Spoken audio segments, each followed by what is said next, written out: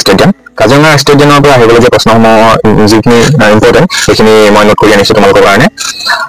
1905 চনৰ 1 জুনত কাজিৰঙাক সংৰক্ষিত বনাঞ্চল কৰাৰ প্ৰস্তাৱ গৃহীত হয়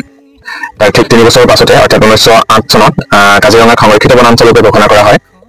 1916 চনৰ 10 নৱেম্বৰত কাজিৰঙাক মৃগয়া বন হিচাপে ঘোষণা কৰা হয় 1905 চনত তদানীন্ত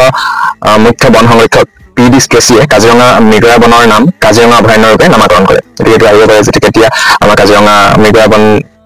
নাম কাজিৰঙা অভয়াৰণ্য হ'ল গতিকে কিমান চনত হ'ল 1905 চনত কোনে কৰিলে PD কেচিয়ে